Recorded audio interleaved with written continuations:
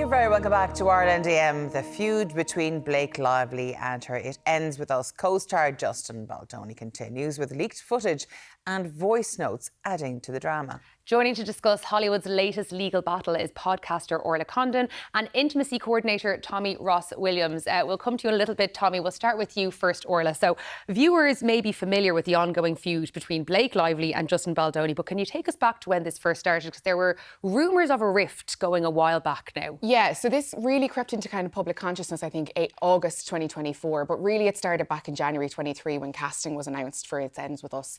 And it's a hugely popular book online, especially in the book talk community. This was a really kind of exciting project for fans of that book. And there was already criticism of the casting and what this meant for the book and the characters that these fans loved. So I think people were watching it quite closely and to see kind of would their project that they had invested so much in be taken care of.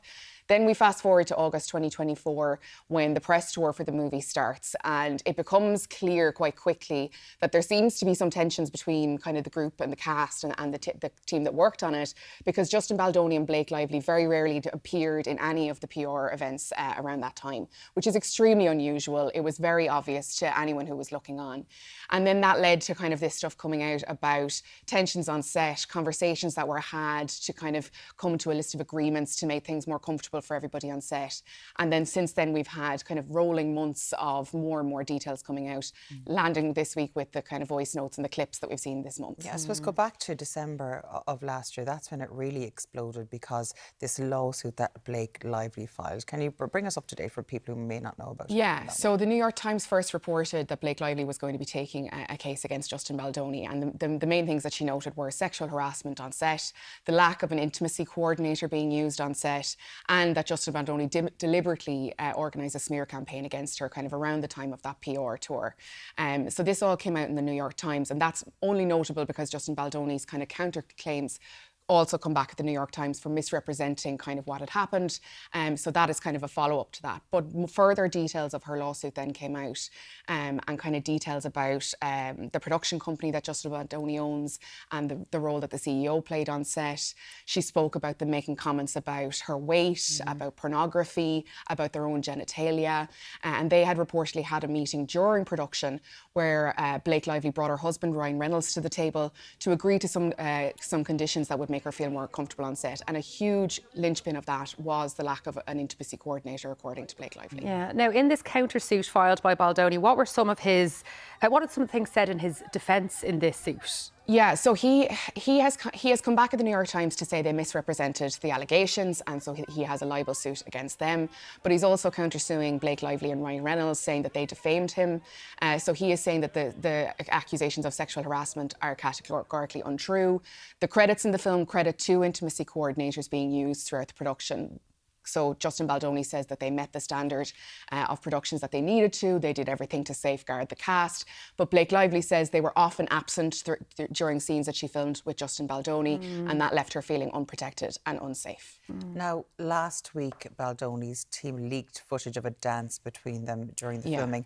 I suppose we do have to note as well that earlier on, Baldoni had hired the same PR crisis team that Brad Pitt and Johnny Depp both had hired. So I know there's more to talk about that, but this drip feeding seems to be going on and on and on. But what do we know about this latest footage that was leaked? Yeah, I think the crisis management is interesting as well, given the timing. How when she was hired, it was right around the time of that press tour, really before much of the online vitriol kind of kicked into gear. So that was quite interesting. Blake Lively was not successful in getting the judge to confirm the gag order for Justin Baldoni, so he has the right to defend himself openly. So I would imagine we'll see more of what we've seen in the last few weeks. And this footage, I suppose, was very telling. It was, yeah, it was. I mean, he says that it shows that, you know, there was no intimacy coordinator, but it shows that they were acting in a professional manner and that everyone was comfortable and safe. Her side says that she was clearly uncomfortable in the clip. We can take a look at it here. Yeah. Ryan, go to the bar. Ryan, go to the bar.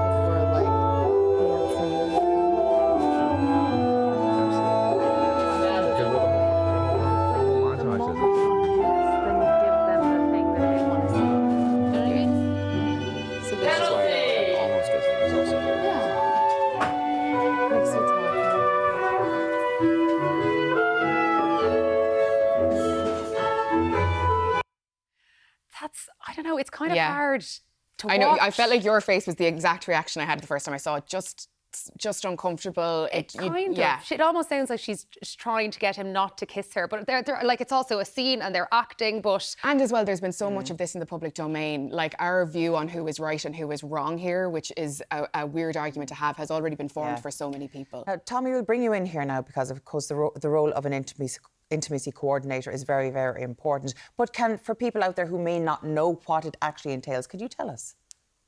Yeah, absolutely. So intimacy coordinators are specialist intimacy choreographers for the screen industries. Our role is to facilitate safe professional practices when performers engage in any intimate content on screen. This will often be, collaborating with the director and performers to develop choreography that effectively tells the story within the scope of already established boundaries. Okay, and you say they're intimate scenes. So what kind of scenes are we talking about? Is it just sex scenes, or like, does it go out to more than that? Yes, absolutely. So often it is simulated sex scenes and nudity, but also intimacy coordinators can be brought on for what we might call familial intimacy. So if we're working with minors, I've worked on a film before where I came in for a stop and search of a minor to make sure that there was consent around where that minor was being touched in that particular moment. Also, people are brought on for birthing scenes. So it's the scope of intimacy is actually much larger than just sort of sex scenes. Yes. At what stage in the production are you brought on board?